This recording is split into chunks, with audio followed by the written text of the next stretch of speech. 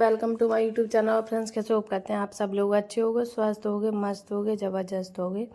तो आज मैं जा रही हूँ होली स्पेशल मिठाई बनाने। यानी हमारे यहाँ तो इससे बोलते हैं, कहीं अनर से बोलते हैं, पता नहीं, पर हमारे यहाँ तो इतना है। मेरी मम्मी के घर तो इससे ही बोलते थे, तो हम लोगों को वही बोलने की आदत है। आप लोगों के यहाँ पता नहीं क्या बोलते, तो देख के आप लोग बताना। तो मैंने यहाँ 1.5 कटोरी चावल भिजाए थे और फिर तीसरे दिन निकाल के उनको मैंने थोड़ी देर पानी निकलने के लिए कॉटन के दुपट्टे में बांध के लटका दिया था। अब इनको ना कूटना पड़ता है, तो ये मैं इसमें डाल के कूट रही थी चावलों को। जब ये कूट जाए ना तो फिर थोड़ा थोड़ा करके और बाकी का मैं दुपट्टे में ही रखना चावलों को, फिर इनको छानेंगे। और इसमें ना बूरा भी लगता है, चावल और बूरे से ही बनते हैं।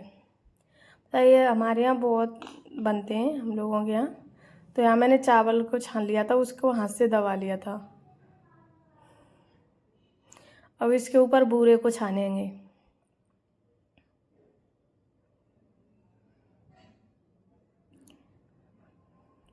ऐसे ही नहीं डालना, बूरे को छान के ही डालना है।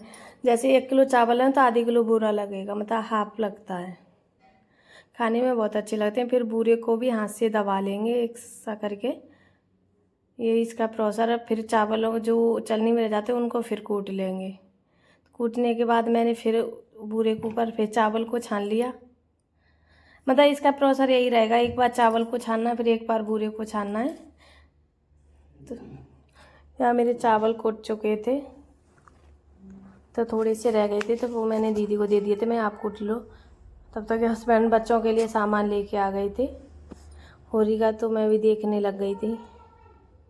यहाँ पता है आप, कुछ अलग अलग चीज़ें आती थी। हम छोटे छोटे थे तब तो सिर्फ रंग मिलते थे, एक पिचकारी मिलती थी। और पहले ज़माने में ना वो वाली पिचकारी आती थी, बैंगन बोलते थे उसको, बैंगन के टाइप की, बड़ी अच्छी लगती थी। या मैं गुब्बारों को बुला के देख रही थी, हस्बैंड हंस रहे थे, बालकों से पल्ला हो रही है। यार हम भी तो बच्चे थे कभी।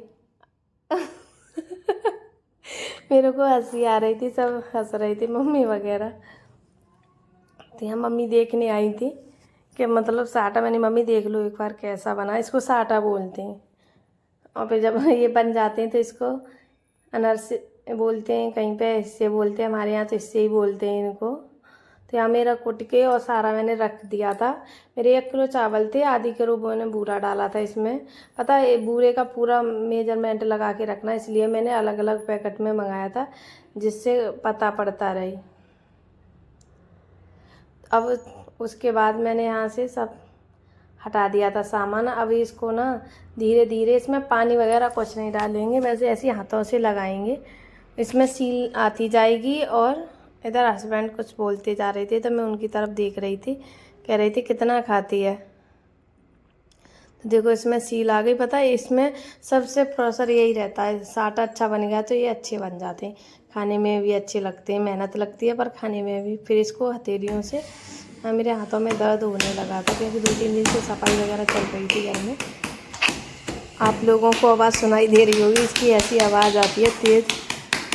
पीटते हैं ना इसको हाथ से, तभी ये उठता है अच्छा।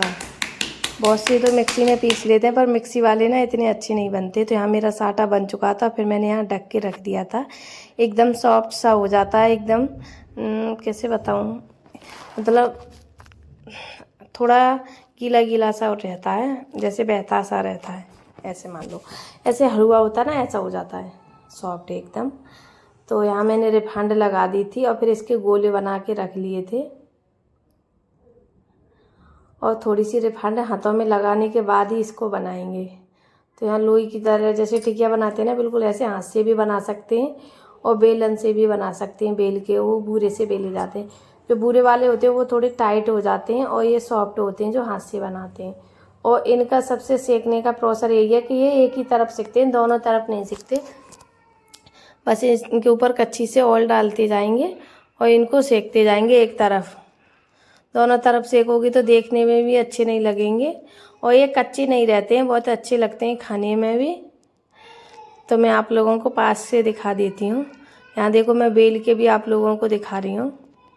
पता है मेरी किचन छोटी है ना, थोड़ा कैमरा वगैरह लगाने में दिक्कत होती है बहुत ज़्यादा, इसलिए थोड़ा बार बार देखना पड़ता है मुझे। यहाँ बहुत कम जगह पड़ जाती है, लंबाई तो ठीक है ना, चौड़ाई कम है, बिल्कुल सिलप ना बिल्कुल दीवार सिलप पास पास में पड़ जाते हैं, थोड़ा प्रॉब्लम हो जाती है स्टैंड वगैरह लगाने के लिए।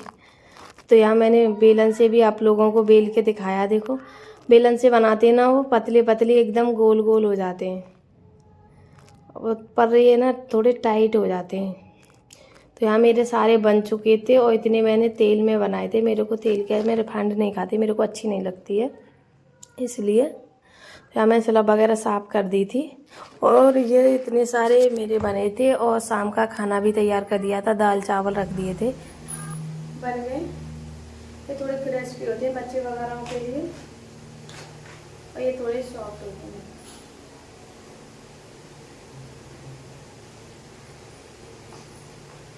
ये बिल्कुल सॉफ्ट होते हैं। ये कुछ मैंने थोड़े से बनाए थे, तेल भी क्योंकि मेरे को रिफाइंड कम करना है। तो ये इतनी मिठाई बनी थी आज, और ये बहुत सारी देखो इधर से।